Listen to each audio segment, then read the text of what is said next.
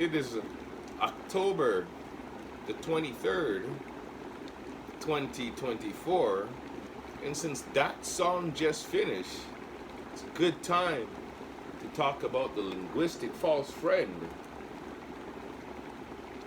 that the Far East Asian people came to talk to my mother and aunts about when I was a wee little tot, like knee highs. I don't know if you heard that in that song. The gay war, gay war, gay war. All Mandarin, man. It's not English. It doesn't mean what people think. Gay does not mean what you say in many languages, eh? It does not. And war does not mean what you say in many languages. Know that. The English media, English language media, and the rest of the world is being destabilized by a cabal of Nazis and Zionists that are pushing for a whitewashing of world's history, like forcing all the world's history to be rewritten to make it seem like people of white, pale skin did everything. This is a fallacy. Another linguistic false friend that was said in that song, as I look at this fly flying around on the ceiling here. So I guess this is the Lord of the Flies and the movie The Fly all together. The world is a bad state because of the cabal of Nazis and Zionists running the United States of America and the foreign policy. You know how many Israelites have been murdered by Zionists, forced to leave the area of the world called the Levant in the most western part of the Arabia. The most western part of the Arabia. If Europe is not included as part of Asia, then the Levant is still the most western part of Asia. How is it called the Middle East? I know from when I was a little, we taught people that made people, put people in forced labor in the Americas, owed cash to people living in the Middle East of America. That would be Nunavut through Manitoba, Ontario, all the way down to Mississippi. That is the Middle East. Every single dollar that went to that country called Israel was meant for West Indians, American Indian, American indigenous, that were exiled from their country by Frenchmen fur traders during the brutal time of our history here in the Americas. Yes, Derek Marga, Israel, Make America Great Again has nothing to do with the United States of America. It has to do with the whole of the Americas. South America, Central America, the Caribbean, and North America. The Middle East is in North America, and the Nazi Zionists stole our cash. I said it. I ain't gonna stop saying it, because the ghost told me, and it showed me the memories from the past. I ain't gonna stop saying it. I'm gonna always be saying it.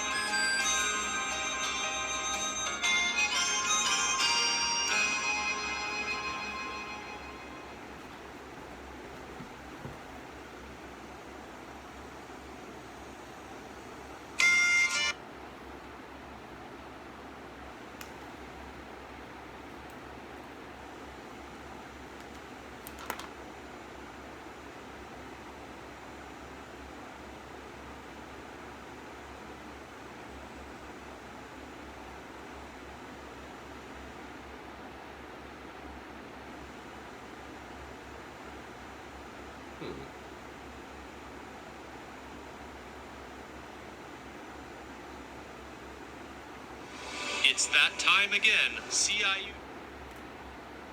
fall fundraiser is officially underway, and the on-air campaign is ready to launch November 18th to 24th. We would love for you to support the sound of your city by donating today. Visit CIUT.FM online to make your tax-deductible donation and show that you value independent programming presented here each and every day. That's www.ciut.fm.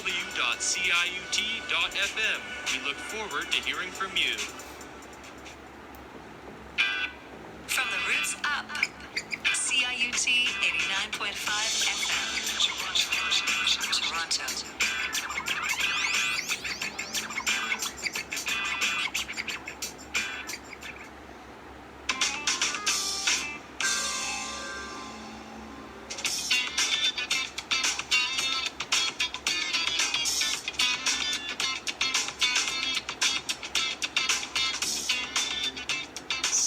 Is Democracy Now! The world must understand what is happening now in the northern Gaza Strip. Genocide, deliberate killing, anyone who moves in the street is shot at. It's clear that we are witnessing a real massacre against those present. Israel's killed at least 115 Palestinians in Gaza over the past 2 days, while intensifying its devastating siege on northern Gaza. We'll speak to Mohammed Shahada, a Palestinian writer and analyst from Gaza City. Then, we'll talk to the acclaimed best-selling author, Naomi Klein. Too many of our people are worshiping a false idol once again. They are enraptured by it. They are drunk on it. They are profaned by it. And that false idol is called Zionism. We'll speak to Naomi Klein about her new essay, How Israel Has Made Trauma a Weapon of War. We'll also talk to her about how conspiracy theories are impacting everything from the U.S. presidential election to hurricane relief efforts. Naomi Klein writes about conspiracies in her book, Doppelganger, A Trip into the Mirror World. All that and more coming up.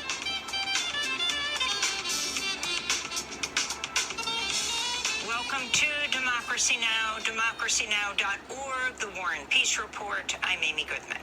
Israeli forces have barred rescue teams from reaching Palestinians trapped under the rubble of collapsed buildings as Israel's siege on the northern Gaza Strip continues into its 18th day.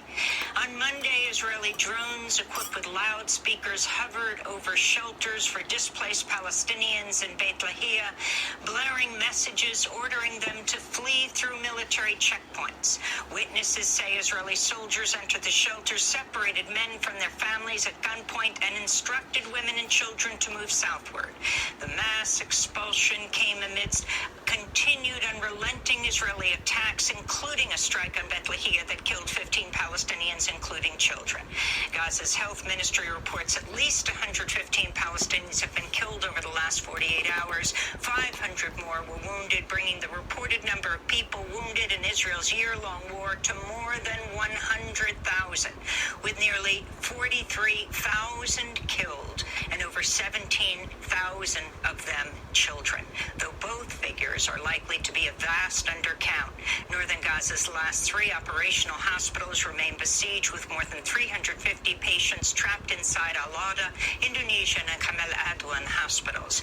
Dr. Marwan Al-Hams is director of Gaza's field hospitals. Israel has not allowed the entry of any medicine, treatment, and medical supplies to the north of Gaza. In addition, the Israeli occupation is preventing the entry of food and nutrition for the medical teams and patients inside the hospitals, and it is directly targeting the hospitals.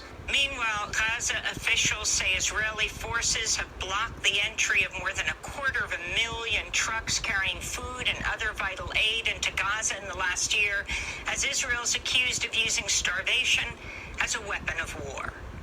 In Lebanon, rescue workers are searching for civilians trapped under the rubble of their homes after Israel's military carried out more than a dozen strikes overnight on Beirut and its southern suburbs. At least 13 people, including a child, were killed, 57 others injured in an Israeli airstrike near the Rafik Hariri University Hospital, Lebanon's largest public medical center. At least 32 others were wounded in the attack, which caused major damage to the hospital. Separately, 50 medical workers and 15 patients were forced to evacuate the Al-Sahel hospital in southern Beirut Monday after Israel's military claimed without evidence it's home to a secret underground Hezbollah bunker containing hundreds of millions of dollars in cash and gold. Doctors insisted there's nothing hidden beneath the hospital and took reporters on a tour of its lower floors to disprove the claims. In Israel, air raid sirens sounded in Tel Aviv earlier today as Hezbollah fired a volley of rockets from Lebanon. Hezbollah said the attacks targeted a military base south of Tel Aviv, as well as a naval base northwest of Haifa. Meanwhile, Syrian media is reporting at least 2 people were killed and 3 others injured Monday when an Israeli guided missile slammed into a car in Damascus. Israel's military claimed responsibility, saying the strike killed the head of Hezbollah's money transfers unit. Israeli cabinet members and officials with the ruling Likud party called Monday for the re-establishment of illegal Israeli settlements in Gaza for the ethnic cleansing of the territory's Palestinian inhabitants. Far-right National Security Minister Itamar Ben-Gvir spoke from a conference of settler groups and ultra-nationalists near Israel's border with Gaza, where he declared, "We will encourage voluntary transfer of all Gazan citizens. We will offer them the opportunity to move to other countries because that land belongs to us," he said. The conference was organized by the Nachala settlement movement, whose leader, Daniela Weiss, said thousands of settlers are set to move to Gaza. We came here with one clear purpose. The purpose is to settle the entire Gaza Strip, not just part of it, not just a few settlements, the entire Gaza Strip from north to south. Thousands of people who are ready to move to Gaza now as a result of the brutal massacre of the 7th of October.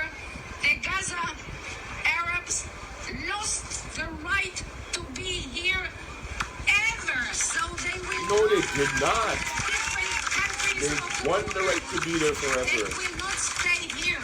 They won the right to be there U.S. forever. Secretary of State Antony Blinken has arrived in Tel Aviv You cannot for murder talks and with kill Israeli Prime Israelite Minister Benjamin descended Netanyahu and Gazans other and Israeli Arabs and leaders. say they don't The got the State right to be Department there. claims Blinken's trip is aimed at reviving failed Gaza ceasefire negotiations, yet the Biden administration continues to refuse calls for an arms embargo against Netanyahu's government amidst record U.S. military assistance to Israel. This is Blinken's 11th visit to the region since Israel launched its latest war on Gaza last October. Meanwhile, calls are growing for U.S. officials to investigate reports of the Israeli army using abducted Palestinians as human shields in Gaza, often forcing them to walk ahead of Israeli soldiers to inspect underground tunnels and buildings. The use of human shields is a war crime. In related news, a group of 60 House Democrats are demanding the Biden administration, quote, take immediate action to advocate for unrestricted, independent media access to Gaza, as Israel's blocked foreign journalists from entering over the course of its year-long assault on Gaza. 5 falsely convicted New Yorkers who became known as the Central Park Five have filed a defamation lawsuit against Donald Trump after the Republican presidential candidate wrongfully suggested at He last needs month's to debate apologize with to Kamala them. Harris that the I would 5 not vote confessed for to a him crime they did not until he commit. apologized to In them. 1989, the group of 1 Latino and 4 black teenagers were falsely accused and convicted of raping a white He needs to jogger in apologize. Central Park. As the boys faced a barrage of racism and police misconduct, Trump took out a full-page ad in the New York Times calling for reinstatement of the death penalty. 4 members of the redubbed Exonerated Five, including New York City Council council member Yusuf Salam spoke at the Democratic National Convention in August. You can see our interview with Council Member Salam at Donald Trump democracynow.org. must apologize to The them, man. Muwekwa Ohlone tribe is demanding an apology from Interior Secretary Deb Haaland and the National Park Service Police after members of the tribe were assaulted, arrested, and violently removed from the National Mall by federal police last week. A contingent of the tribe had just completed a 7-day journey on horseback from the Bay Area to Washington, D.C., coinciding with Indigenous Peoples Day. The Muwekwa Ohlone tribe says it will use Freedom of Information Act requests to investigate why it was attacked as the group continues its campaign to restore federal recognition. Texas lawmakers heard testimony Monday in the case of death row prisoner Robert Robertson, whose execution last week was halted at the 11th hour by the Texas Supreme Court. But Robertson, who'd been subpoenaed, did not appear before the Texas House Committee after his lawyers determined it was not appropriate due to his communication challenges linked to his autism. Robertson's 2003 murder conviction was based on the shaken baby syndrome theory, which has never been scientifically validated. Among those who did testify was Terry Compton, a juror in Robertson's 2003 trial. I started thinking back about all the things that I knew about that went on in the trial, and I just realized, and I just finally came to the conclusion, he was an innocent man. And I just, in good conscience, I could not live with myself thinking that I had a hand in putting an innocent man to death. The Texas House panel says they will seek alternatives to hear directly from Robertson as they continue to consider his case. In Guatemala, prominent journalist Jose Rubin Zamora has been transferred from prison to house arrest after serving 2 of his 6-year sentence behind bars. Zamora is the founder of El Periodico, which was known for its investigative reporting on corruption. He was convicted in 2022 of money laundering charges as part of then-President Alejandro Giammatte's crackdown on the press and dissent. Zamora spoke to reporters and supporters as he left Guatemala City prison on Saturday. And I think they're going to try to lock me up again. And I want you to be certain that it may be that they are bluffing or it may be true. And if they are going to bring me back, I will wait for them at my house again. And I will come back here. I think that kind of actions are affecting them, not me. You can see our past coverage of this case and our interview with Zamora's son at democracynow.org. And the legendary singer and activist Barbara Dane has died in her Oakland home. She died Sunday. She was 97 years old. In the 1950s, Dane became a popular blues singer, performed with many leading musicians of the time, including Louis Armstrong, Muddy Waters, Willie Dixon, and others. She eventually largely dropped out of the commercial music world to focus on social justice, becoming involved in the civil rights movement as well as the GI resistance movement during the Vietnam War. She and her husband, Erwin Silber, started the record label Paradigm to release music from freedom struggles across the globe. She was one of many artists the FBI surveilled because of their activism. In 2018, Barbara Dane stopped by the Democracy Now! Studios to talk about her remarkable life and to perform a few songs. With parking lots filled up, with playgrounds and schools, we can do what we like, because we like what we do. We'll build gardens and hospitals in every mall, and we'll stop the wars once and for all. What? Stop the wars once and for all. What? Stop the wars once and for all. Yeah, be reasonable and demand the impossible now. Yes, be reasonable and demand the impossible now. And those are some of the headlines. This is Democracy Now!, democracynow.org, the War and Peace Report. When we come back, we'll be talking about what's happening in Gaza. To see our full interview with Barbara Dane, go to democracynow.org. Tomorrow, another day. Fortune may come your way. A thought of relief chase away the grief. Tomorrow, another day. When skies above are gray, they don't have to stay that way. Show that a crown, someone to rely on. Tomorrow's another day. sharp the pain is in my heart, how dark the future can seem. But tomorrow is a magic word filled with hope and dreams. When you're looking through your tears and things seem far away, maybe you're mistaking the changes in the making. Tomorrow's another day. Tomorrow's another day. Fortune may come your way. The thought of relief may chase away your grief. Tomorrow's another day. Barbara Dane singing Tomorrow is Another Day in our Democracy Now! Studios in 2018. She died on Sunday at the age of 97. Again, visit democracynow.org to see our full interview with her. This is Democracy Now!, democracynow.org, the War and Peace Report. I'm Amy Goodman. And I'm Narmeen Sheikh. Welcome to our listeners and viewers across the country and around the world. The smell of death is everywhere.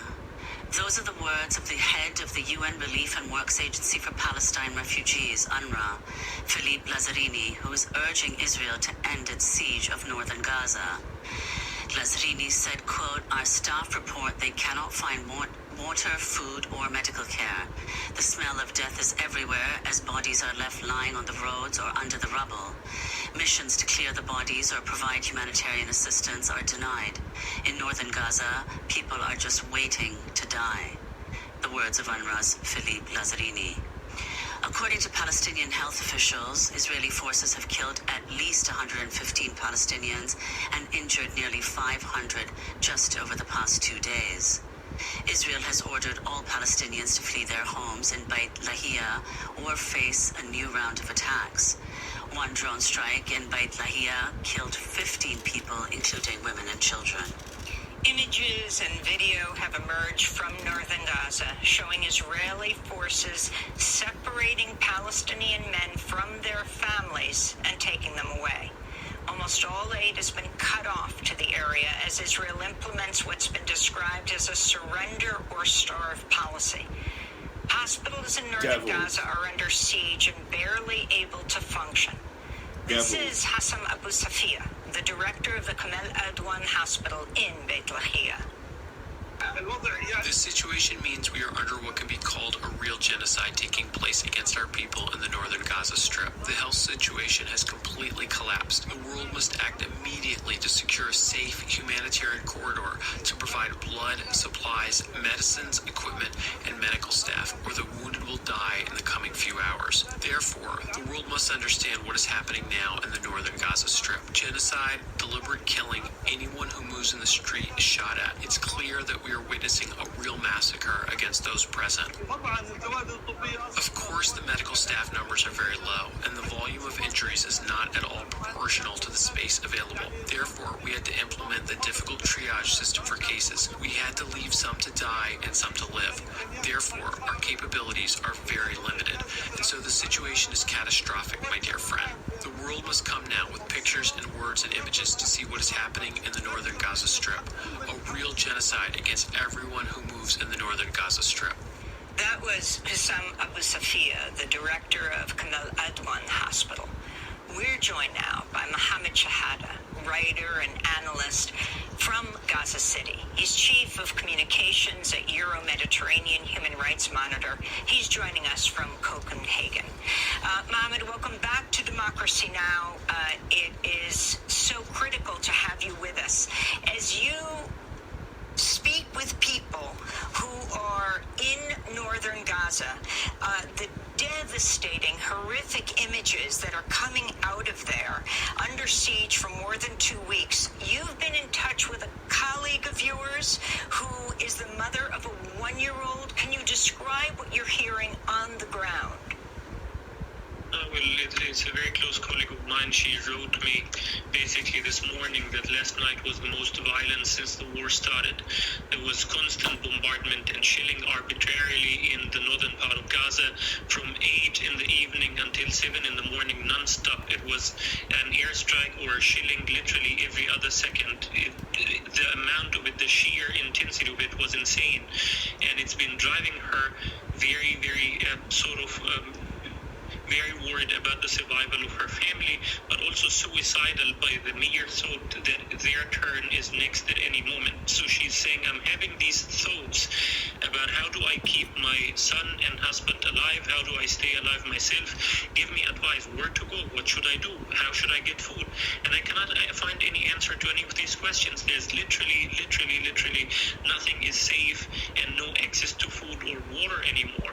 Israel is implementing now a strategy that is in northern Gaza premised on 4 different pillars, one of which is mass starvation, quite literally mass starvation. The other one is mass killing and producing mass casualties, wounded people on mass scale. And then the third one is shutting down all hospitals simultaneously so that people with these wounds are destined to die if they don't move south. And the last pillar is the mass expulsion, where you literally see Israel ordering people every day, move south, and then they literally round them up from schools and hospitals and force them to line up on a death march and move to the south. I have friends who lost family members on some of these death marches, where you have to walk for dozens of kilometers under scorching heat or in the cold without any assistant, on foot under constant fire, fully starved with an empty stomach, and some people collapse and die on the way. I've never seen anything like this, but on the other hand, I'm seeing Israeli politicians and media celebrating the footage of these death marches with utmost glee and utmost joy that they see that this is the ultimate picture of victory. They are very open and honest that what they are doing now in northern Gaza has nothing to do with Hamas. It has everything to do with the Palestinians in there. And they say that the reason why they want to depopulate it is because Palestinians believe that displacement is 1,000 times worse than the war. It's a deliberate strategy of humiliating, terrorizing, and punishing the civilian population. So, Muhammad, can you explain why is that? Why do Gazans think that displacement is 1,000 times worse than the war? And if you could elaborate on how the Israeli press, in particular, you said a little about that now, how the Israeli press is covering the devastating conditions that you've just described in northern Gaza. Well, basically, the reason why they find it 1,000 times worse is that as soon as you cross the line dividing Gaza, the Netzarim corridor, it's a 4 kilometers wide area that Israel has turned into a military zone, dissecting Gaza in 2 halves. As soon as you cross it, you will never return north again. You have to kiss your home and your loved ones goodbye. You will never see your family members that are literally just a few minutes on the other side. It's something like the Berlin War, but way more atrocious. And once you cross to the southern side, what you will find there is an insanely overcrowded tent city, just tents upon tents upon tents, surrounded by mountains of garbage and pools of sewage water, heavily infested with diseases, no protection against the weather, no protection against the rain, and just left doomed to your own fate, basically surviving of handouts, humanitarian aid that is barely coming in. So people find this as an absolute nightmare. And once you cross to the south, Israel is playing with people in the south like a ping pong, moving them around like chess pieces all the time, moving them from Deir el-Balah to Khan Yunis, and then from Khan Yunis to Mawasi, and then from Mawasi to Khan Yunis again, and back to Nusrat. It's a non-stop nightmare. And this constant instability, this constant uncertainty is one of the worst things you can do to someone that is heavily shell-shocked and traumatized and in pure survival mode. Israeli media has been very honest since at least August. So Israel's Channel 12, the most watched Israeli television, they said in August that, quote, the central victory in Gaza, the central victory is the psychological warfare that is waged upon the Gazan population in northern Gaza. Depopulating northern Gaza for them is the ultimate victory image. And they are very honest that amongst the people that will move out of northern Gaza are the Hamas members. They are not concerned with fighting Hamas in the north. They just want everybody to move out. Now Israel's main liberal newspaper, Haaretz, has been warning since for many weeks, but yesterday they came and officially said, the editorial board, they said Netanyahu's government is now, quote, paving the way to building settlements in Gaza, building the path or facilitating the path to building Jewish-only settlements in northern Gaza after emptying it completely. So for Gaza's population to be moved into an overcrowded, unlivable unlivable tent city, pure sand and rubble and the desert, and be shell-shocked all the time and squeezed more and more and more into tinier and tinier places. It is an absolute nightmare, and that's the Israeli strategy. The reason why they adopt these strategies, what they themselves brag about, is that the images of these death marches count as a victory image for Israeli political parties and for the Israeli public, to show that, look, the Palestinian public are being humiliated, are being terrorized, are being collectively punished, and with the sort of excuse that this pressure might at the end lead Gaza to either surrender or face complete demise. Mohammed, today Antony Blinken, U.S. Secretary of State, arrived in Israel, his 11th trip to the region since October 7th, 2023. If you could say whether you think anything might come out of this trip of his. There was talk earlier, which seems obviously to be false, that once Yahya Sinwar was killed, Israel would be more open to ceasefire negotiations. Yeah, I've been told that the exact same thing repeatedly by American officials, by European officials, and people from Israel, and even Arab officials who kept saying that if Israel manages to get Sinwar, the war would stop, or we would double or significantly increase the momentum to end the war. But as soon as Sinwar was killed, you see every single one of those people playing dumb and dead, just abandoning Gaza to its fate. These performative visits and performative declarations that there is a breakthrough, that the negotiations are happening, are just there as a pretense to buy time. There's been a deal on the table since at least July 2nd, the deal that President Biden put himself, that Hamas accepted fully on July 2nd with slight amendments in the updated formula, and Israel as well. The message that the Qataris got from the Israelis is that Israel as well accepted the formula. And nonetheless, right after that ceasefire proposal was put on the table, Netanyahu went forth and killed the top negotiator in Hamas, Ismail Haniyeh, has been unleashing one massacre after the other in Gaza and putting ludicrous terms that even his own security military establishment disagreed with completely, maintaining the occupation of Gaza in the Nitzrim corridor in Philadelphia and merely having a 6-week pause, after which the war goes on again.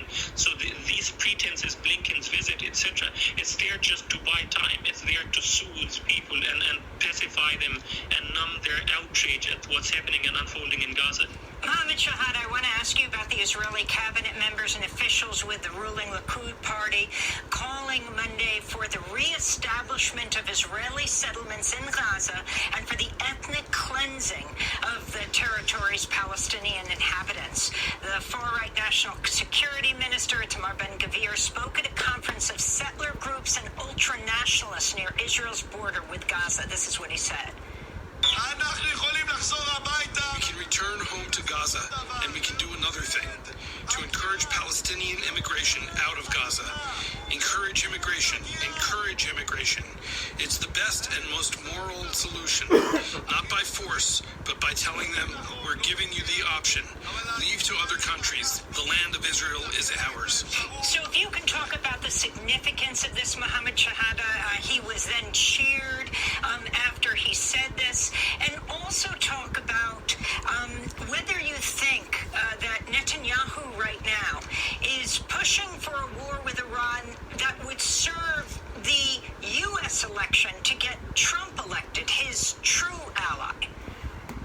Yes, absolutely. So in terms of Iran and Netanyahu's ambition, yesterday Israel's top right-wing journalist Amit Segal, he said it openly and publicly that we want Trump to be back because if he is back in office, Israel will get away with annexing major parts of the Gaza Strip and will get away with as much in for instance, in Lebanon or vis-a-vis the Iranians. He is actively trying to sabotage Kamala Harris's campaign. It's no secret. But in terms of the Israeli security minister, Itamar Ben-Gvir, the U.S., every time that point is raised to them, they try to dismiss it or downplay it by saying this is a fringe minority in Netanyahu's government. No, it's not. Now you have at least half of Netanyahu's ruling coalition that are officially, openly in favor of such plan of depopulating Gaza's half and building settlements there and taking over and annexing parts of it. But the other half, the sort of silent half in Netanyahu's cabinet, many of them are also in that direction. Even people in the Israeli opposition. Now you have the Israeli political map vis-a-vis Gaza is fragmented between three different preferences. Number one is the one you mentioned, Amy, about resettling the Gaza Strip, building Jewish-only settlements in Gaza. Number two is the Netanyahu preference, building an Israeli military government, a military dictatorship to rule the Gaza Strip for the foreseeable future. And if the world is not happy with that, then a joint Arab or joint international mission to do Israel's dirty work in Gaza, to pay for Gaza's sustaining life in Gaza on a humanitarian scale and do the sort of dismantling, disarmament of Hamas. And number three, the defense establishment, the moderate position and the opposition position is that Israel will rule Gaza militarily for the foreseeable future. A military occupation will stay in Gaza, but they don't want to do anything with Gaza's civilian aspect of governance. They want to outsource it to anybody else so that they don't have to pay anything for running Gaza.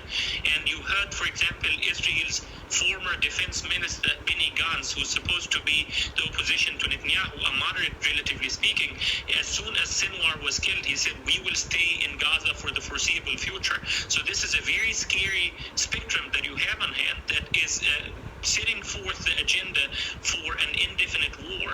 And the only reason you can sort of change that, influence a change in there, is by basically pressuring Israel and cutting off the weapon supply.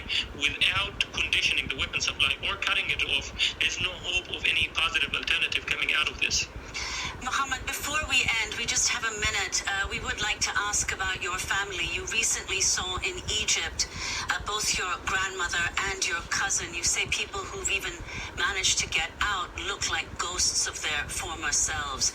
If you could tell us what it was like, how your grandmother and your cousin appeared to you.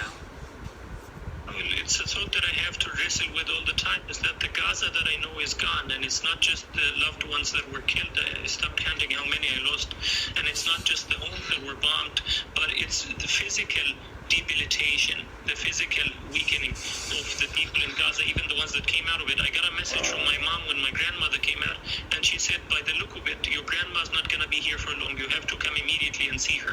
I went to see her. She was, before the war, she was this healthy, beautiful woman with a lot of jewelry in her hands, and she was very proud, traditional Palestinian clothing all the time.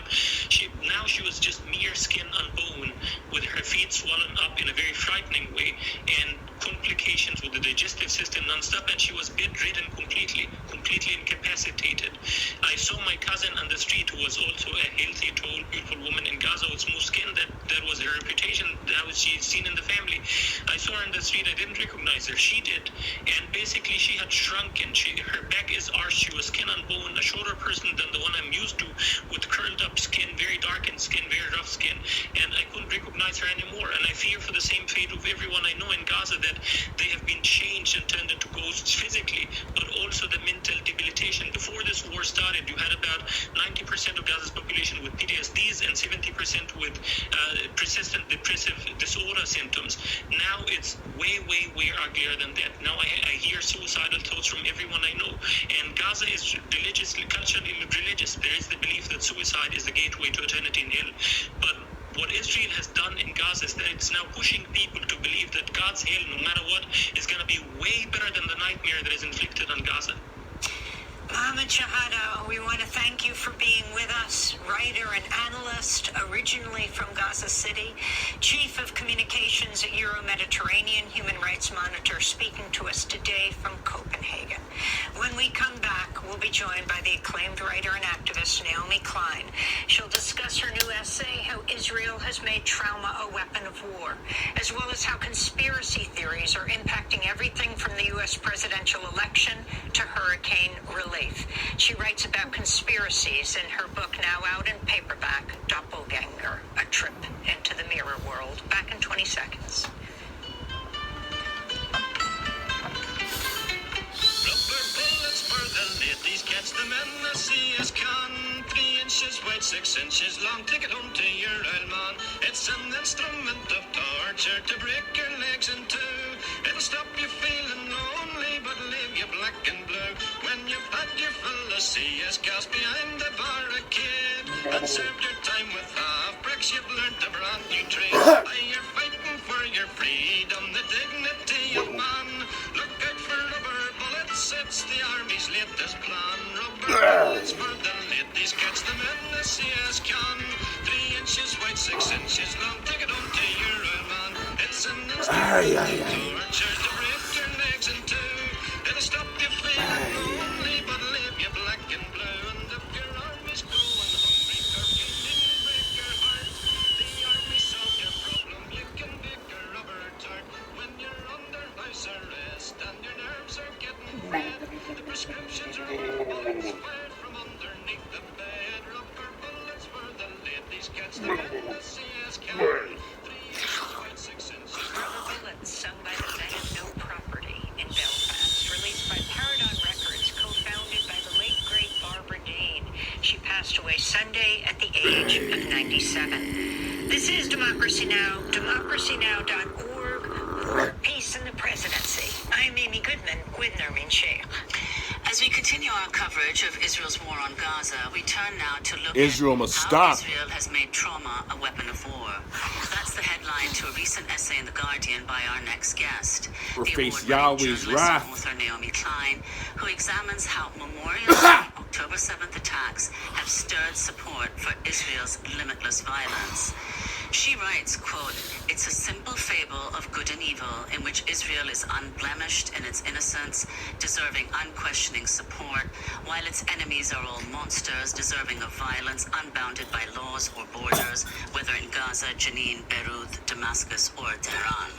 Naomi Klein is professor of climate justice at the University of British Columbia, the founding co-director of the UBC Center for Climate Justice. Her latest book, Doppelganger, A Trip into the Mirror World, is now available in paperback. She's the author of many other books, including The Shock Doctrine, The Rise of Disaster Capitalism. Naomi, it's great to have you back in our New York studio, but horrifying during these times. If you can respond first to what's happening on the ground in Gaza, in Lebanon, and then if you can relate it to this piece that you just wrote for The Guardian. Sure. Well, I think the first thing that what we need to understand, and I think we have seen this in the clips and in your previous interview, is that though the Israeli government likes to frame everything that is happening now as a response to October 7th, this is a pre-existing agenda. I mean, this is the settler movement, Ben Gvir. I mean, all of these figures have always wanted Gaza depopulated. They've always wanted to settle Gaza. They've always believed it is part of so-called Greater Israel. So does Netanyahu. It's part of their coalition agreement dating back to 2022, right? That they want the whole thing, and also the West Bank, by the way. So, I've written before about how states of shock are often exploited very cynically to ram through a pre-existing agenda. And I think that's absolutely what we're seeing. But in order for that to work, this state of shock needs to be continued, heightened. There can never be a recovery. So the Israeli society needs to be re-shocked and kept in this kind of trauma loop. And that's what this piece about the kind of trauma industry is about. And I want to be very clear. People have a right to grieve their loved ones. This is not about families gathering in grief. This is not about the right to remember and honor. It's about state-orchestrated and manipulated trauma. It's memorialization from above, right? Not from below. For a very specific end. And people in the Netanyahu government have been very clear that really what they're doing with the way they are telling the story of October 7th is creating what they call a new national identity. And it's a national identity that uses the trauma of that day to create a story that fuses October 7th with the Holocaust, and then uses that as the excuse for the genocide that we're seeing right now. So, when we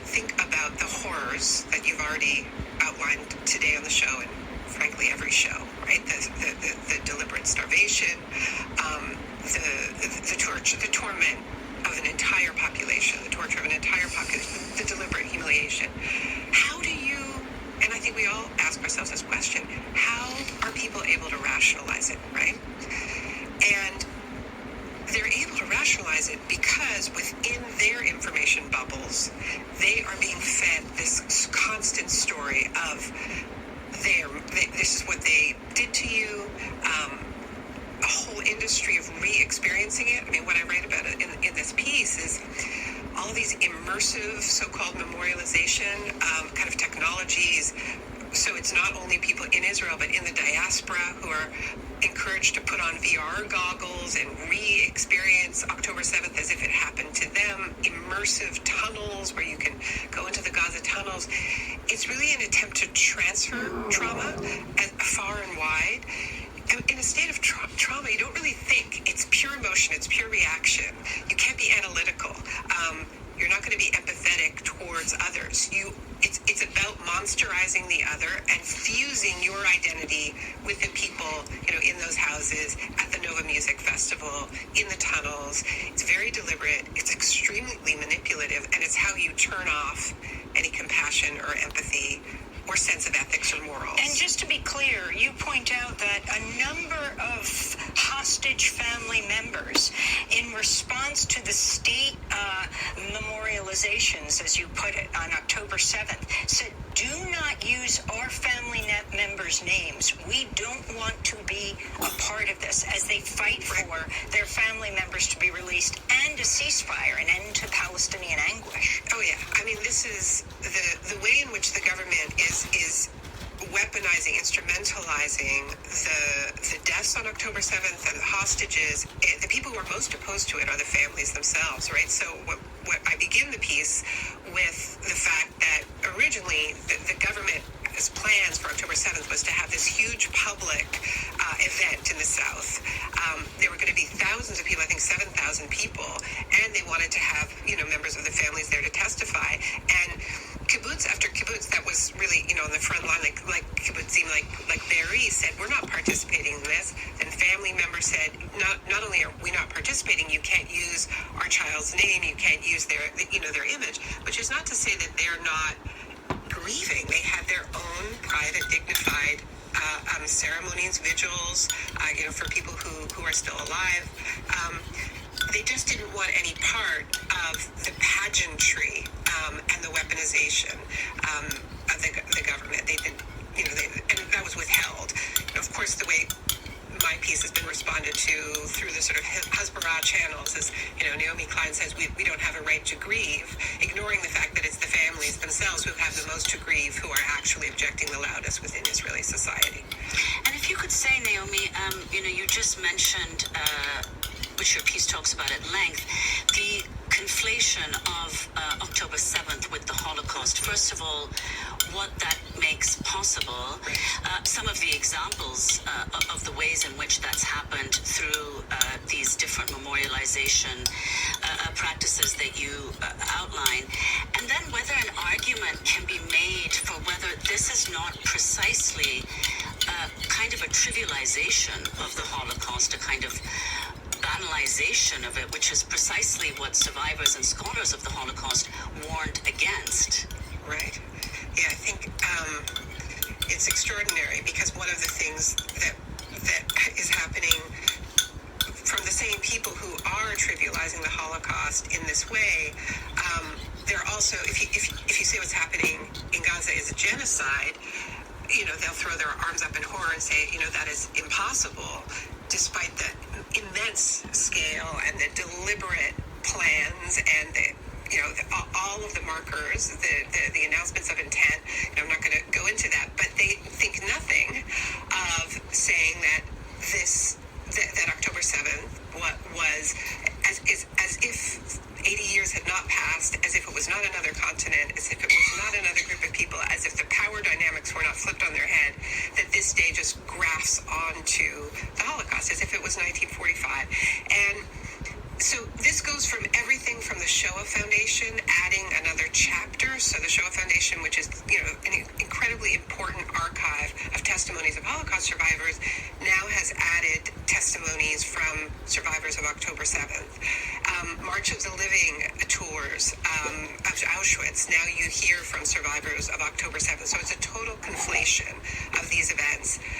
In the piece, I tell a kind of extreme story of they call it an art project. I wouldn't call it an art project, but it was a bizarre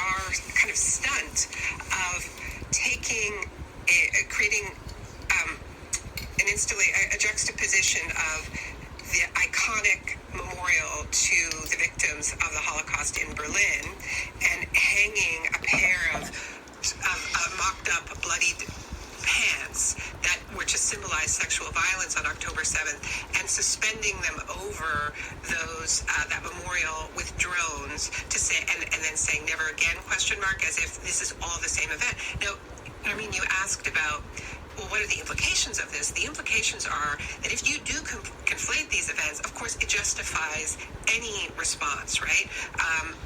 And more than that, if you cast Palestinians as Nazis, if you create this continuum, this absolutely false continuum, then it actually post facto does a lot more work than that, because then if Palestinians are Nazis, then the original crime in the creation of the State of Israel, which is the Nakba, which is the mass forced ethnic cleansing, displacement of hundreds of thousands, more than 700,000 Palestinians.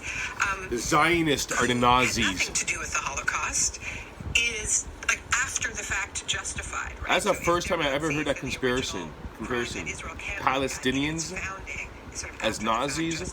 The Zionists of course, it makes no sense, but this is why it's very dangerous. are the Nazis. I just took a picture that I'm still live. The Zionists are the Nazis. If you freaking research history. So are Israeli Zionists going around saying Palestinians are Nazis? That is not the truth.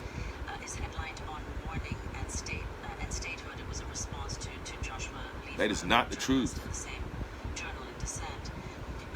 A short excerpt. This is not what you quote, but it's from his original piece. He writes, "The genuine humane sentiment that it is possible to grieve equally for those on both sides is tragically not true. One side has an enormous grief machine, the best in the world, up and running, feeding on bodies and tears and turning them into bombs. The other is starved for grief." Now, Gabriel wrote that piece less than 1 week after October 7th. And that now is very it's over true. a year, over 42,000 Gazans killed. If you could elaborate on this, because this is something that people have struggled with, because as you said earlier, people have a right to grieve what happened on October 7th, and yet there is this massive discrepancy. Massive asymmetry in who's grievable, right? I mean, this is Butler's term, Judith Butler's term, that within a vastly unequal white supremacist society, you have lives that are more treated as more grievable than others, and so many justice struggles are about asserting that every life is grievable, and so I mean, the Black Lives Matter movement is about asymmetrical grief in so many ways.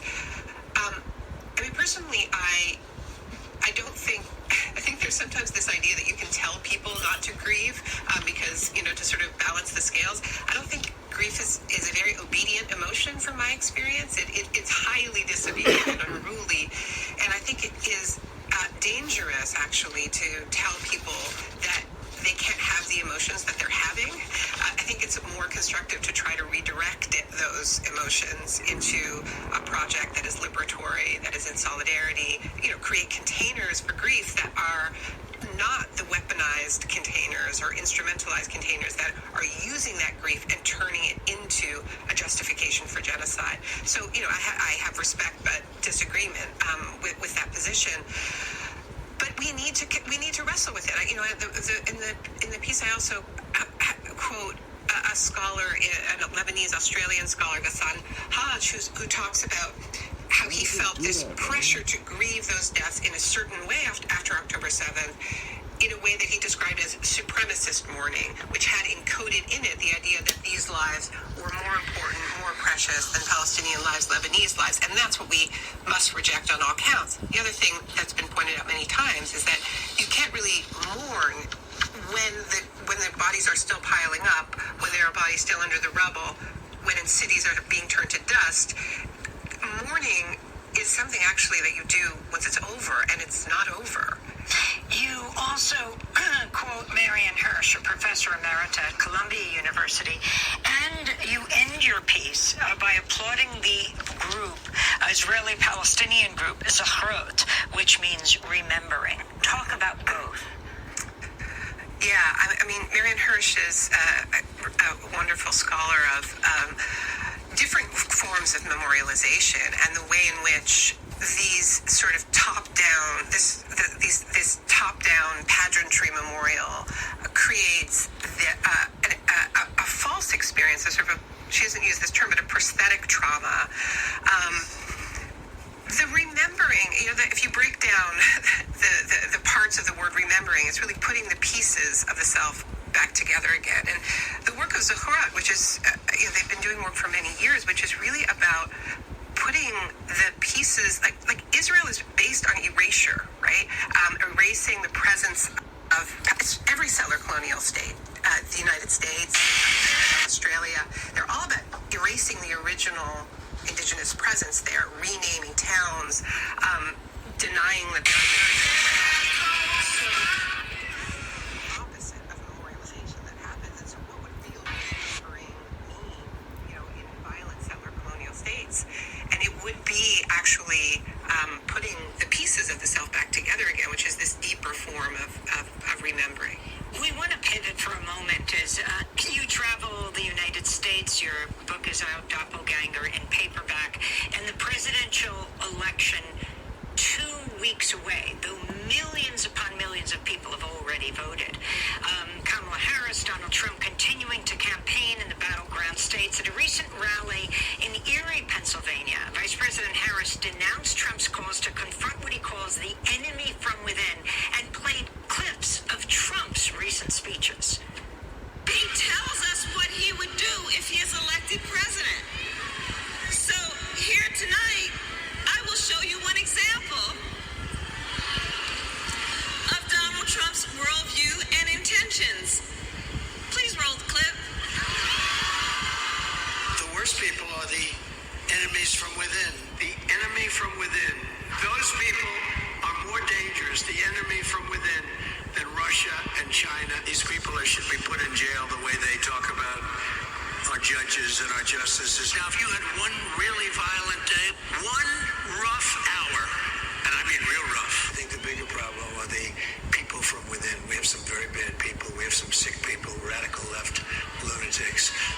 And I think they're and it should be very easily handled by, if necessary, by National Guard, or if really necessary, by the military.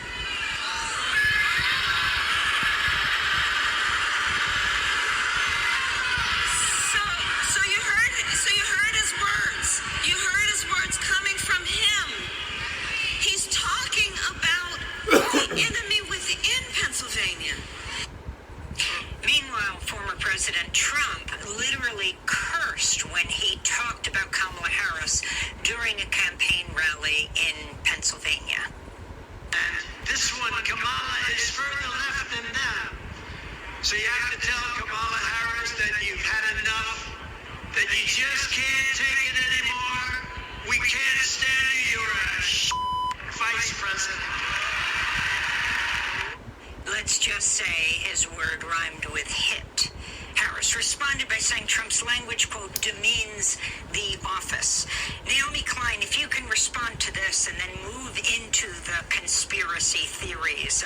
You have people like Trump and Elon Musk who are saying things like, in Michigan they have more voters than residents. But talk about it all. The word stupid Trump uses repeatedly all the time when describing Harris as well.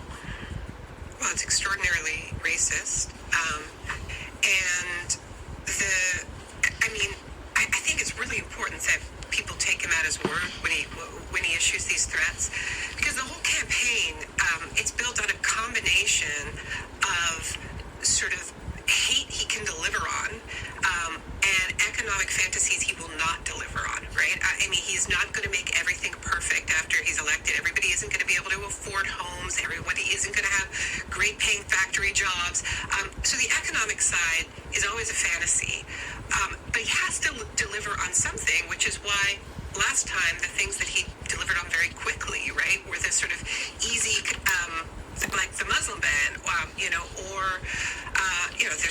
things he can do on climate that are very tangible, right? So one of the first things he did last time was give approval for pipelines that had been, suspended. And he's promised oil companies that he would basically undo every single bit of climate legislation and give them huge tax breaks and so on.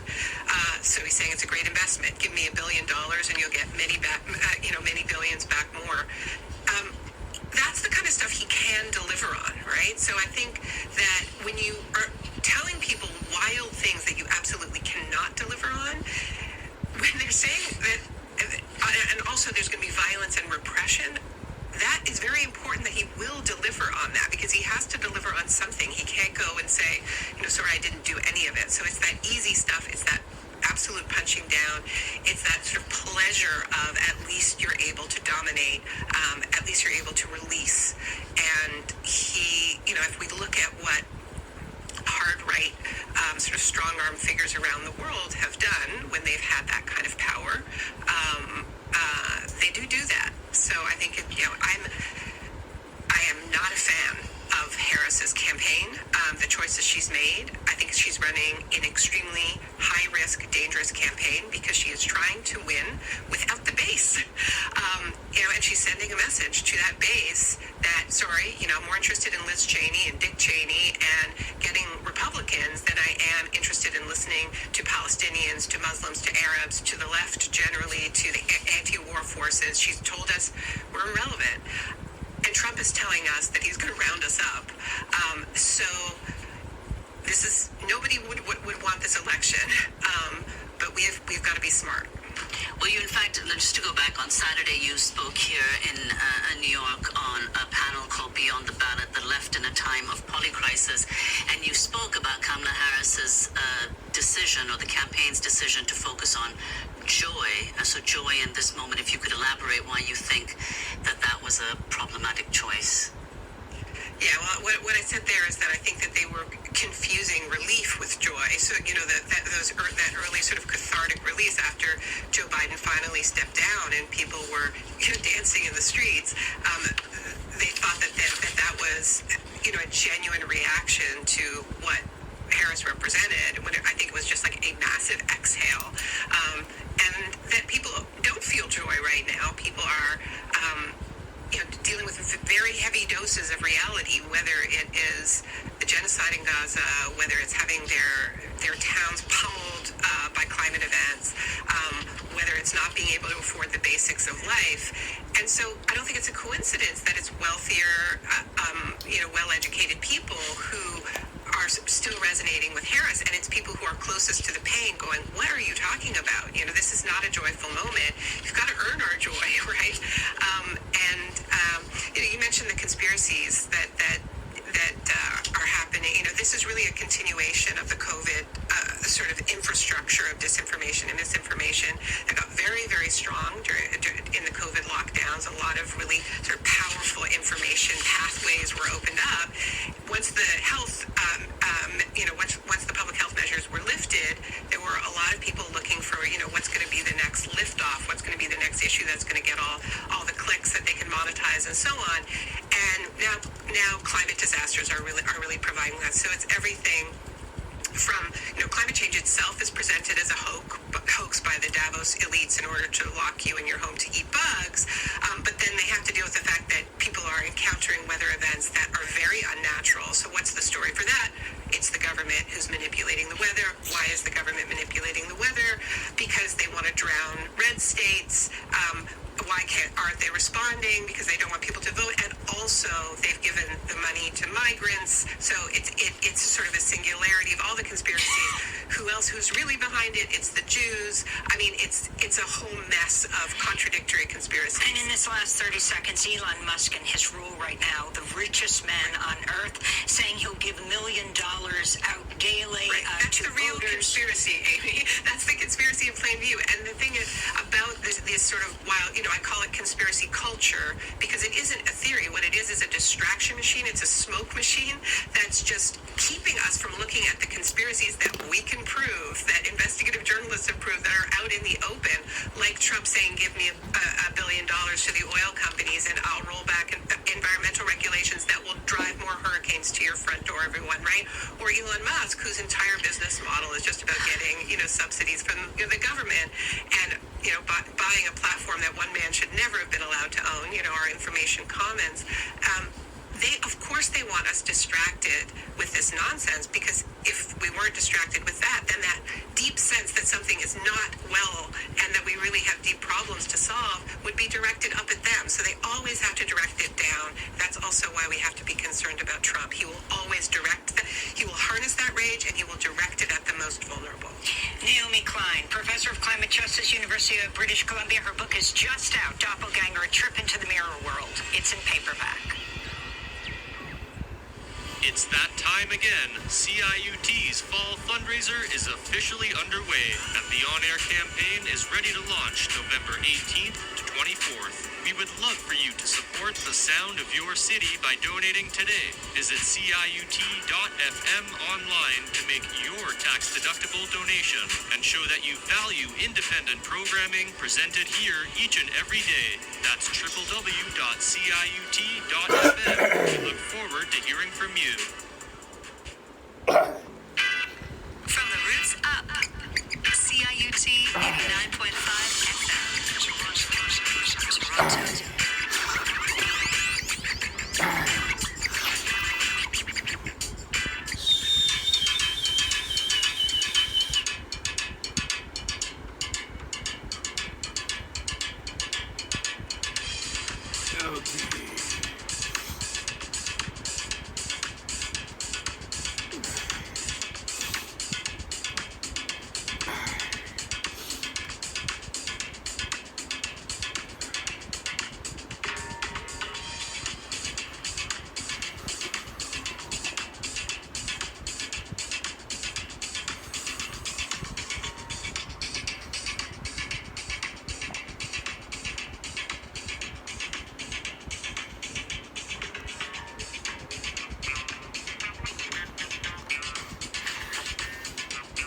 Here I am here.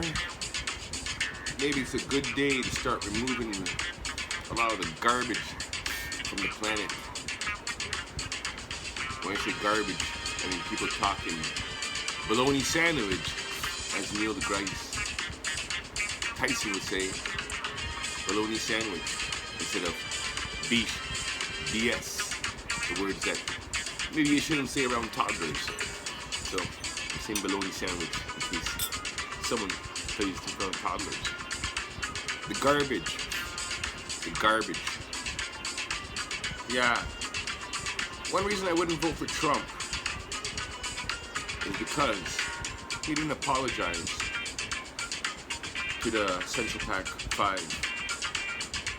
I may have been being deceived in the early 90s, which is after I had a ski accident in 1989, that some people seem to say, and I seem to remember, is when I started speaking English 24/7, 7 days a week, non-stop, only language I could cognate, talk out of my mouth, and formulate sentences, and have a conversation with.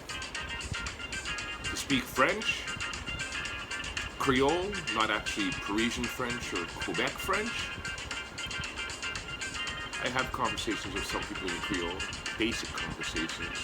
I don't talk about astrophysics, or even physics, or even advanced math. Same can be said for Spanish. It takes me a little bit longer, maybe about a week or two to start having basic conversations. That being said, if you ask me to translate French, Spanish right now, I can't translate it to you, but I can read a lot of things, basic to intermediate level, with or without dictionary dependent. Now, I'm going to go backwards on this democracy. Now, October 23rd, the day after my mom's birthday celebration. God rest her soul, rest in power. And also the same date yesterday was the celebration of Louis Riel. And I think from October 22nd to November 16th, which is the celebration of my dad's birthday, is the period of time of the Métis Louis Riel Festival or so. Me, I am mixed American Indian mostly.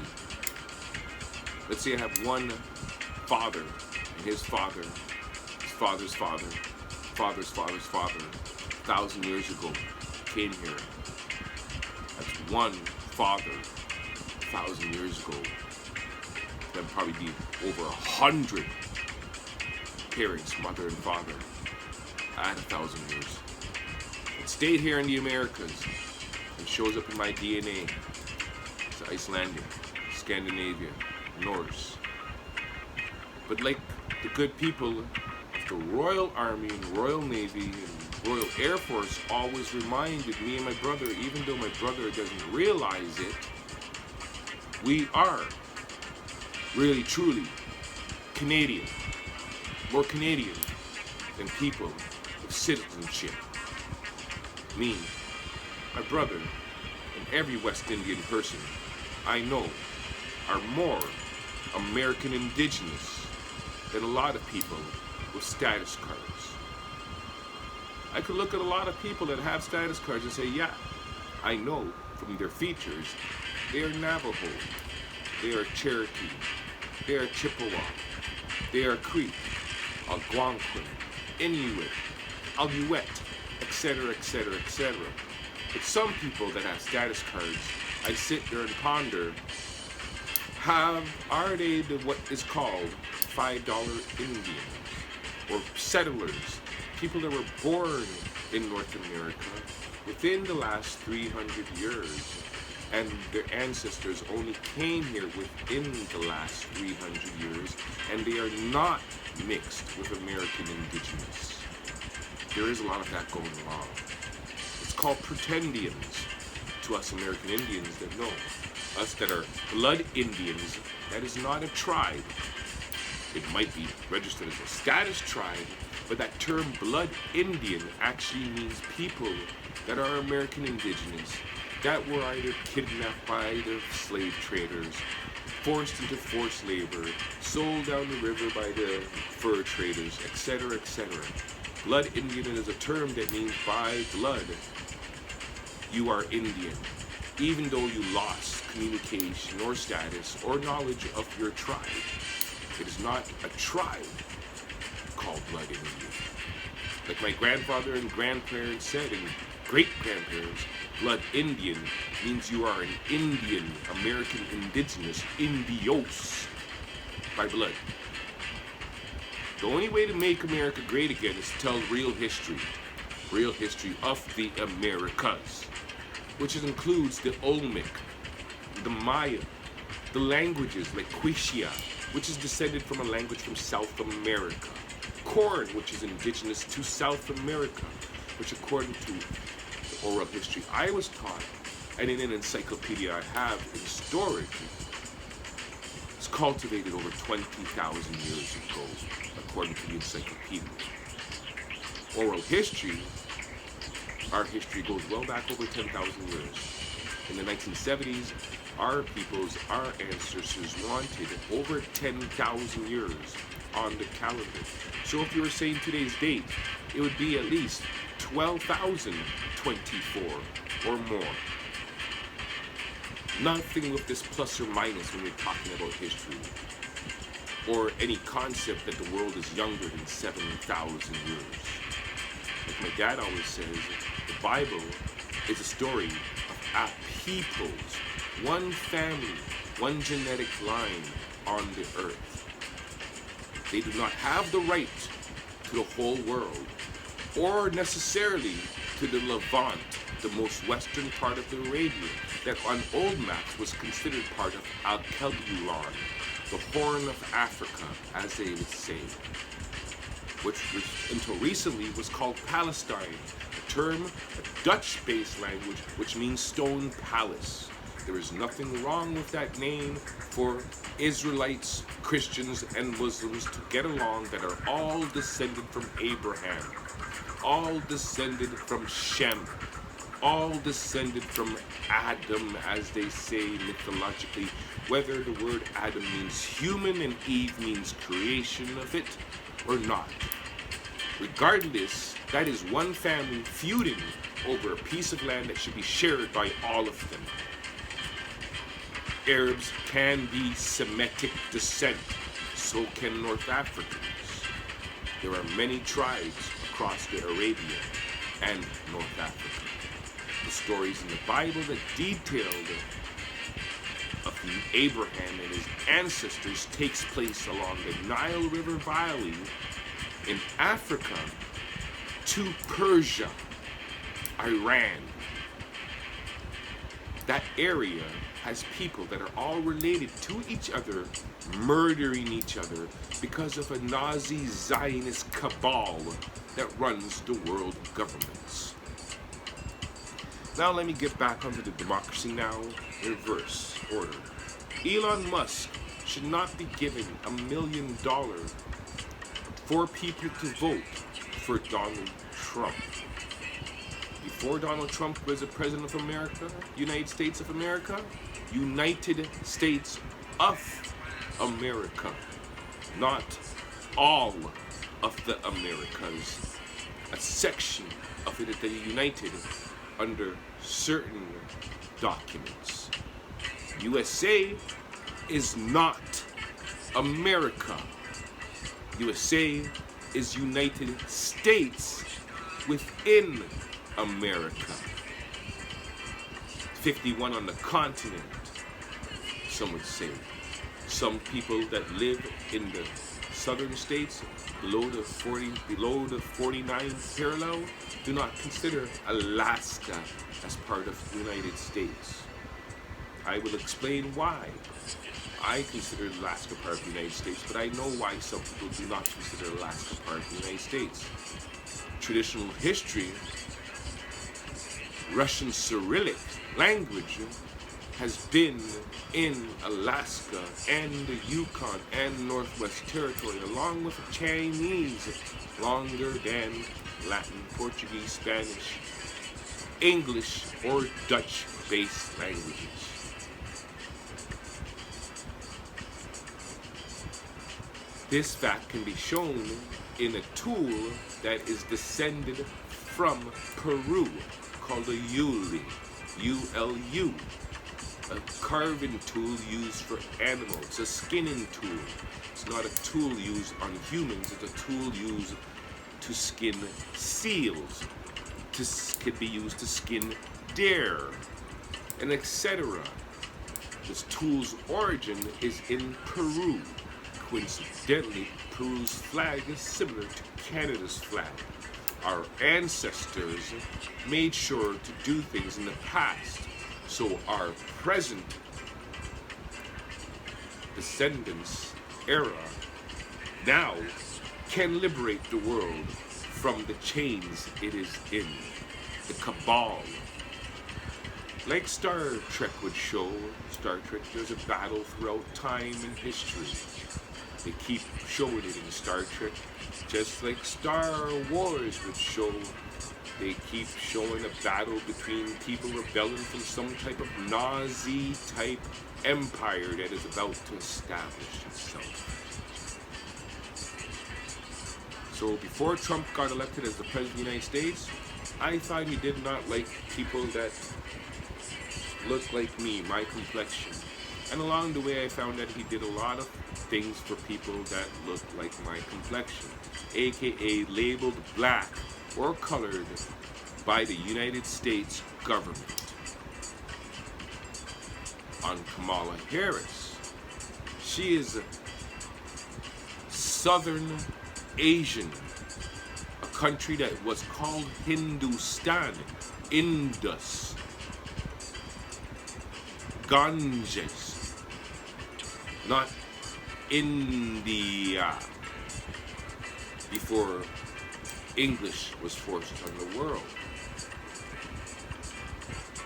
There are wealthy people from an area of India called Canada, K-A-N-N-A-D-A, or Kanaratastan, Kanarisis, the Western Ghats of the Southern Asian subcontinent, that are here in the Americas fooling American Indians. Most of the wealthy slave owners that were treating people brutally in the Americas were of Dutch, French, or Baratian descent. This is not talked about because history in USA makes it seem that forced labor, slavery, servitude in USA was all black versus white, when it was more colorful than that and very different. I can remember being a young boy, being this height, about this, just a little bit taller than this height, right here, my waist height, seeing signs that said no blacks, no mix, no spits, no Mexicans. When we visited USA, I have an odd memory of my mom telling me people are trying to play for my dad's history and my memory by jumping the calendar 100 years within his lifetime. My memory would tell me it might have jumped from 1929 to the 1930s. There's a picture book, 1930s coronation, that I would swear that is me in the picture. One of the pictures, a few of the pictures. And my cousin said the lady, another lady in the picture looks like my aunt. And she is dressed very regal. So I wondered if people jump the calendar and steal land from indigenous Americans and then make up this white versus black thing to have us all running around in the Americas while people are forced to learn English from many languages that none of them spoke English just 60 years ago. War, that sound pattern in a few of my ancestors' language means hours. So when I seen the town there, and he was explaining before 1982, where it says W-A-R, memorial, that meant our memorial. But somewhere along the line, people did a funny thing with this modern English and switched it to a way to have humanity in a perpetual trap, to have us maybe in a forever conflict, battle, strife, armed conflict worldwide. By using words in English, psychologically, when you learn them young, they mean something. And will always mean that because you learned them before you were 10 years old. If you're learning English, race, election race right now, everybody's enthusiastic about it. Everybody's showing enthusiasm about the election race. So everybody considering the election is showing their racism and how racist they are and how competitive they are. In that terms, that's how the word is being used with this election. It's an election race, a competition. Everybody's enthusiastic about who they want to vote for. Everybody right now in USA is racist and showing their racism concerning the election. Psychologically, that is in their head. So when someone is talking about something going on in the world and they're not discriminating against somebody, and then someone says, you're being racist, but they weren't being discriminatory. People have been psychologically programmed to cut certain people's conversation off if it is considered taboo for discussion by the Nazis and the Zionists that control the media. Right now, the Zionists are doing the same thing the Nazis did. 2 Israelite descendants that happen to be called Palestinian when people that claim to be Jewish came there from Europe, not knowing that the people living in the Levant are Israelite descent. Israel's people living in the Levant that didn't leave with the destruction of the temples and weren't expelled, because not everybody left, are being murdered by people that are pushing Zionism. And if you trace the history of Zionism, it's lucky I had 2 good Jedi thinking friends, one being Sephardic Jew descent and Scottish descent, the other one being purely Portuguese. When I had my head totally fractured, double fractured, skull concussed, total memory loss in 1996, they were always telling me something doesn't make sense about La La Land TV news. I know many Israelite, Jewish, Hebrew descent people living in the Americas because they do not agree with Zionism. Albert Einstein did not agree with Zionism. A lot of educated Orthodox Jews did not agree with Zionism. Zionism has links to Nazism. In the speech here, she talks about a Weiss. I follow a Becky Weiss on Instagram. I like what she says because she's protecting biological humanity.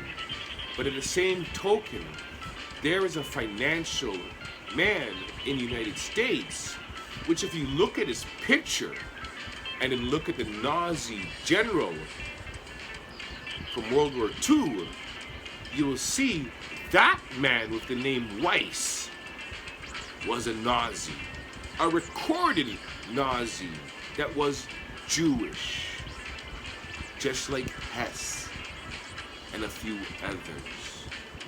There were a few high-level Nazi Jews. Nazism is linked to Zionism. Zionism is linked to Nazism. Orthodox Jews and Hasidic Jews, I seen a video of them in Israel getting beat up by IDF or Israeli police because they do not agree with what the Zionist IDF occupiers of the Levant are doing to other descendants of Shem. The IDF and the Zionists are anti-Semitic. Semites are a genetic stock descended from Shem. People do not know all languages. No one is a computer. People were thinking I was a robot, like an actually factory assembled machine. And I was like C3PO. At the same time, other people were thinking I was an immortal, 7,000 years old. While other people that know the facts would know that I'm just a Ute that's being manipulated by the immortal sex cult and was sexually assaulted as a toddler in the language French. And that's why they'd say to me, French is not the language of love. Every language is the language of love. French is the language of pornography that some toddlers were put on and forced on in the 70s. That's what I know. That's what I recall. Government manipulation of the weather. No, government is not manipulating the weather. Along the line since the 1970s, people try to explain the term contrail. The term con is in it. So of course people think it's a con job, con artist, but that has nothing to do with the term. Contrail stands for convection trail. Depending on the atmospheric conditions, contrails in heavy traffic areas, especially around airports, will stay in the sky and become clouds and move across the sky as clouds once they become formed due to atmospheric conditions. On a day that is very clear, very dry, and very humid, the clouds will more likely dissipate. You can see the difference if you actually sit and observe the difference, that sometimes the plane flies over and the plane dissipates, and sometimes the plane flies over and it solidifies into a cloud, especially more in the winter or colder climates. This would happen. The term con and the term contrail is from convection, condensation of the gas vapors in the air into clouds depending on atmospheric conditions. People have tried weather modification, but it doesn't work. Saudi Arabia tried it last year, I think, and it caused a flood in an area. The United States has not been doing water modification to the effect people think they do, though there's patents for supposed water modification. People take those videos like saying, oh, this plane is flying back and forth through a hurricane, and they try to say that plane is causing that hurricane. No, the hurricane's intensity, both Helen and the one after it, Helen and so many hurricanes, Helen and Milton, was it Milton? Helen and Milton were both intensified by coronal mass injections from the sun. During those same weeks, Aurora Borealis and the Aurora Australis was being able to be seen at parts of the world in latitudes that it's not usually being seen. That is evidence that the coronal mass ejections intensified both Hurricane Helene, and Milton.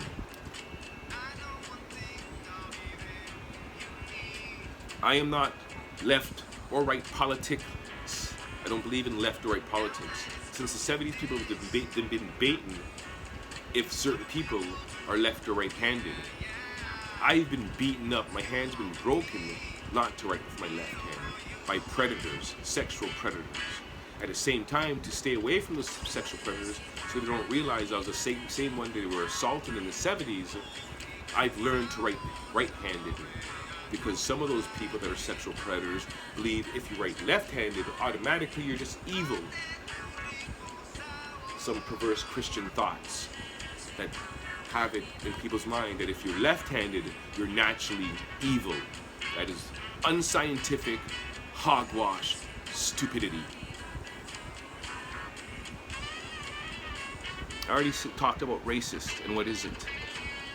Ethnicity. If someone's discriminating against an ethnicity, they're discriminating against an ethnicity. Right now, the Zionists are discriminating against people that had a country, national label, Palestinian.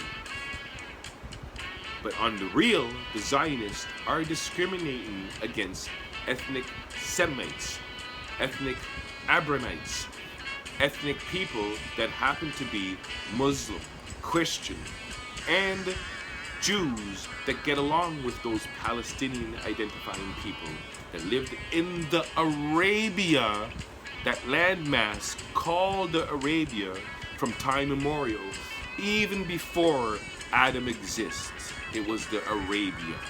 Arabic script can be traced back to Egypt, hieratic script, Egyptian, which is a language that is over 7,000 years old, which is not given credit to by Western scholars. They always talk about Sumeria more than Egypt, even though there's evidence that Egyptian language is over 7,000 years, just as old as the Sumerian.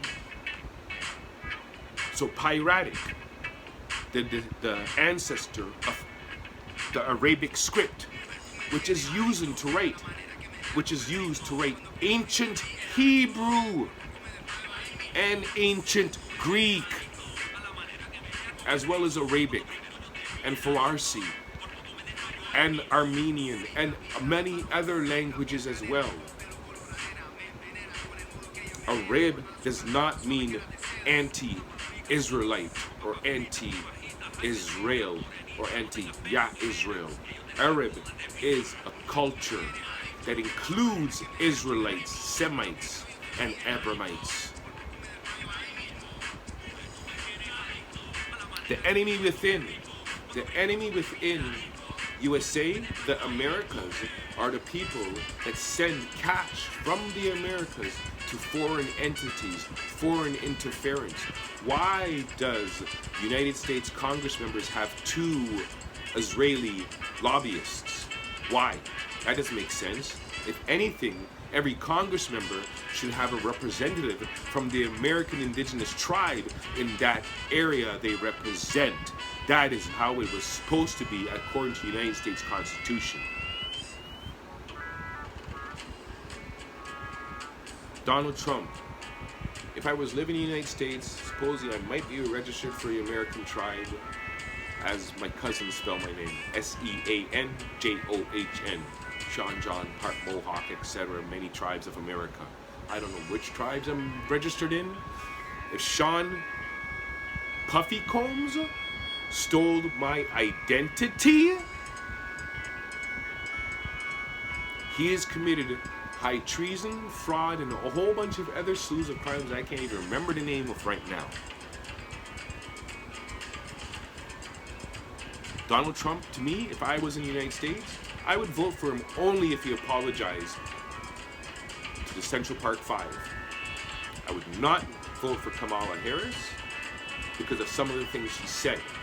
She said a year ago she would not do anything for black people. She said it. I would not do anything for black people. Nothing special for black people. But yet, American indigenous were forced to identify as black. And then she has the audacity to identify as black? I would not vote for Kamala Harris. Just on that fact alone. I would vote for Jill Scott because she is not pro-Zionist. So therefore, she probably isn't pro-Nazi as well. And she happens to be Jewish with a running mate that is my complexion.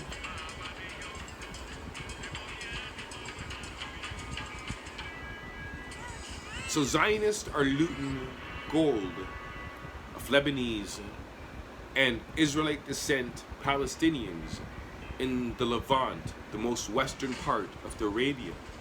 Just like the Nazis were looting gold from gypsies, the Roma, as they are called. Pink Nixie explained to me the term gypsy meant they gypped me off, they stole from me. The proper term is Roma.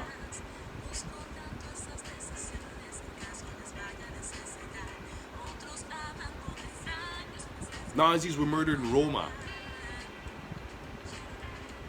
that happened to be of many faith and speak many language in Europe. They marked a lot of people. They marked the Jews with the Star of David. They marked the Roma with what they marked them. They were executing a lot of people, the Nazis, for their discriminatory, ethnic cleansing doctrine of white supremacy, which it seems the Zionists are saying they want to do to the Semitic, Arabian, Levantine descendants that happen to be called Palestinian. That's my backwards review of everything I wrote down for Democracy Now! Today. The United States has a problem of Nazi Zionists influencing the government when each Congress member in the United States government should have a representative of an indigenous tribe in that location. And it holds same true in Canada, like my grandfather explained to me. The Senate seats in Canada were supposed to be the tribe leaders. Heretical, sorry, I didn't say that correctly. Ancestral, matriarchal, descent, hereditary senators, like the old senatas, Greek, the elders in each area, not appointed lobbyist for financial gain, revenue gain. There's two words right there in English. It doesn't need a third. Profit does not mean financial gain or revenue gain. Profit means seeing into the future events, not your financial trickery, micro and macroeconomics, which does not follow basic math, where you add 500 to one side of an equation without adding it to the other side. That's fraud economics, micro and macro economics. Us students, us bright box, us people that were all genius, like we were all over 120 IQ, we all agreed that micro and macro economics back in grade 11 and 12, back at that red brick high school, it's a form of fraud. It's theft.